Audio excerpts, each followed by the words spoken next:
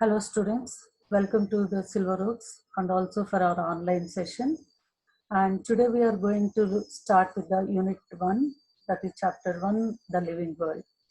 In the beginning of the orientation, I have already told in this year we are going to learn the 5 units. Out of this chapter, the first unit consists of 4 chapters, that is the living world, biological classification, plant kingdom and animal kingdom. Let us start with our first topic, the living world. The main objectives of this lesson are we are going to learn what is living, to understand the difference between living and non-living, and diversity in the living world, and to know the taxonomical categories, why these are arranged in a hierarchical order, and also to understand all the species, how we are keeping all the information by using taxonomical aids. So what is life? Life is, how do you distinguish between a living and non-living? So life is a property of all living organisms that distinguishes from living and non-living. So what makes something is living is it should show some characteristics. So what is biology? Bios means life and logia means study of. That means we are in biology means study of living organisms. So the living world consists of diversity of all these, and living organism shows a certain characteristics like growth. All living organisms show growth and they reproduce, and during reproduction they pass the characteristics from to their offsprings, and also they exhibit homeostasis to maintain the internal environment, and they all show metabolism, and they have a cellular organization first of all, and also they show the sensitivity, that is they respond to the stimulus. So these are the characteristics of living organisms. The organisms which cannot show, so any life, the organisms cannot show, they are considered as non-living, and the ones which are showing these characteristics are considered as living. Let us understand the characteristics one by one. The first one is the growth. So what is mean by growth? Growth means it's increase in mass and number.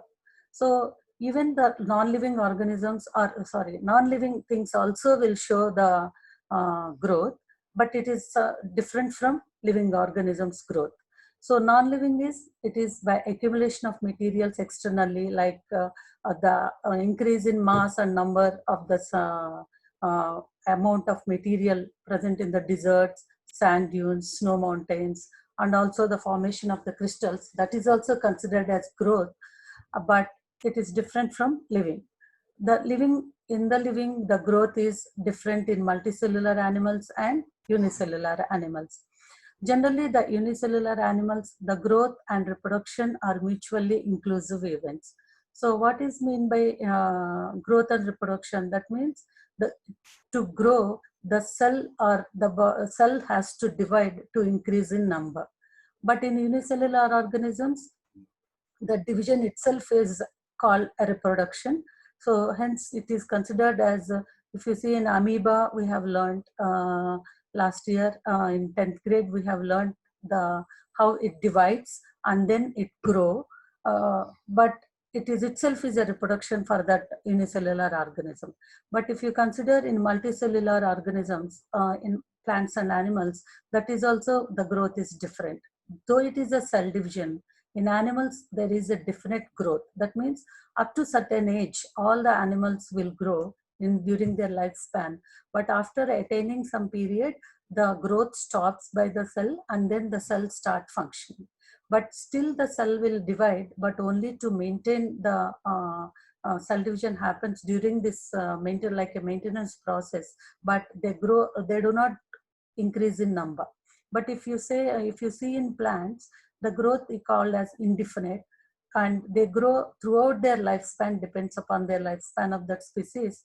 But even though the growth is also confined to a particular regions like meristematic regions, And in the plant growth is confined to stem tip and root tip, and some lateral areas where the meristematic tissue is present, there only the growth occurs because they are good in cell division. And that is the reason why in plants the growth is considered as a indefinite, and in animals it is a definite growth.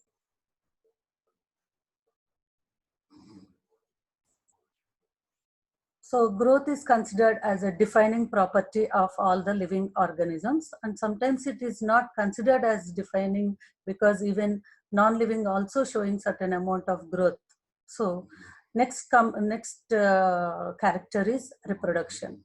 So we have already know that reproduction means producing offsprings, and during this reproduction, during production of offsprings, and there are two ways the organisms can reproduce: by sexual reproduction and asexual reproduction. You know that in sexual reproduction there is an involvement of parents, and both the parents are required to give rise to gametes, and these gametes fuse to form the new offsprings. And whatever the characters which are present in the gametes, they will pass on to the next generation. And if you say in asexual reproduction, there is no involvement of the two parents, and only the organisms will duplicate, or the cells divide and gives rise to new cells. This is a kind of the reproduction. It is called asexual reproduction. In 10th also we have learned about the asexual reproduction. There are different ways of asexual reproduction, that is fission. In that fission also there is a binary fission and multiple fission, and we learn regeneration exhibited by planaria, and we learn fragmentation, and we learn budding and spore formation and vegetative reproduction shown by the plants. Vegetative also is one kind of reproduction. So you see in binary fission in bacteria and amoeba, the single cell is dividing into two and giving rise to two daughter cells. So it is a cell division, but the parent itself is dividing and forming like two daughter cells. You see in the euglena also the same thing. It is dividing and giving rise to two daughter cells.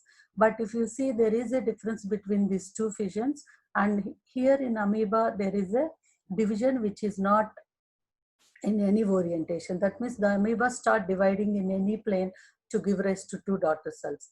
But in terms of euglena, it has to undergo in a particular direction, that is called with orientation. And under unfavorable conditions, this amoeba will reproduce by multiple fission. If you come to regeneration, this is another kind of reproduction. So the organism, if it gets cut into two halves or three halves, and each fragment will give rise to new individual. So in fragmentation of Spirogyra also, the Spirogyra, it gives, if it cuts into fragments, each fragment will give rise to new individual. Then why it is called regeneration and why it is called fragmentation? Because here in fragmentation, the mode of reproduction of Spirogyra is, one of the mode of reproduction is fragmentation to give rise to new individuals. But in case of planaria, it is a multicellular organism. It is not the mode of reproduction for it to gives rise to new offsprings. But if this is the capability of this organism to give rise to new offsprings, if it accidentally get cut by any chance. So this is the difference between regeneration and the fragmentation. And another kind of asexual reproduction is budding. So a bud develops on the organism, and when it gets cut, it can be grow like a new individual. So in yeast, you see that the budding is so fast, so that you can see the chain of buds. And if you see in there is another way, the multicellular organism, that is Hydra also will undergo budding. And if you see in spore formation, the rhizopus will give rise to spores, a number of spores to reproduce. And also vegetative reproduction is shown by all the plants like stem, root, leaf. Every part of the plant has the capability to reproduce by asexual reproduction. Next property is metabolism. So all the living organisms show metabolism. Metabolism means all the chemical reactions which are happening in our body to perform some functions. So there are so many so reactions will happen, all the chemical reactions, and some are called anabolic reactions, some are called catabolic reactions. So what is anabolism? If any complex molecule is formed by using simpler molecules, that is called anabolism, and the complex molecule will break them down into give rise to smaller molecules, then it is called catabolism. So the one good example we have learned is anabolic process. The photosynthesis is an anabolic process because the complex carbohydrates are formed formed by using inorganic materials like simple carbon, oxygen, and hydrogen. And the same thing in catabolism, it is an example is respiration. There the glucose is broken down, and again this carbon, hydrogen, and oxygen is released. So this way in our body, all the cells are doing all the metabolic reactions. Generally, only the living organism have the capability of doing these metabolic reactions. Hence, these are different from non-living organisms, and non-living organisms does not show this property. So if you see in our body, these are the biomolecules which are formed, DNA and polysaccharides, phospholipids, proteins, and all these are, there are different end products of all this, and these are the biomolecules which are happening, produced in our body because of anabolic and catabolic reaction. So metabolism is certainly a defining property of all the living organisms. The next property of all the living organisms is cellular organization. So we have learned this, the level of organization, and all the organisms are made up of cells, and these cells are made up of tissues, forms into tissues. A group of cells which are performing the same function forms into tissues. All the tissues make up one organ, and each organ performing certain functions and make up an organ system, and on the whole it forms an organism. So here, these levels of organization, we are going to learn in detail in every chapter about the cells, what is the cell function and how it divides, and tissues. There are different type of tissues present in plants and animals. So these are also we are learning in the separate chapters, like plant tissues and animal tissues. Organs and organ systems we are learning in plant physiology and animal physiology, to understand on the whole the plant and animal, that is the organism. So this cellular organization is only shown by the living organisms, but not by non-living objects. Hence, this is considered as, cellular organization is considered as one of the property of living organisms. Another property shown by the living organisms is response towards the stimulus. So we have learned this in 10th grade also about the stimulus and response. So what is a stimulus? Change in the surrounding or environment, and the response is to give some actions towards the stimulus. And there are stimuli, we have external stimuli are light, water, temperature, pollutants. So all the living organisms respond to light, and they will respond to water concentration in the cells, and also responds to the temperature and also the environmental factors. On the whole, even the internal stimulus is more, actually, because of the internal stimulus, all the hormones and enzymes are produced in our body. So consciousness, this is also nothing but the consciousness, that is ability to sense the surroundings. And we all the organisms, living organism, has a capability to sense the surroundings, and there are some receptors in our body to receive that and send it to our brain. So the brain will give the take that information and interpret it and tell us what to do for that stimulus. So this entire thing is called consciousness, and it is found in all the organisms from prokaryotes to the most complex eukaryotes. That means all the organisms are aware of their surroundings, and the human beings are the only species aware of itself, that is self-conscious or self-awareness. So consciousness is the main property of living organisms.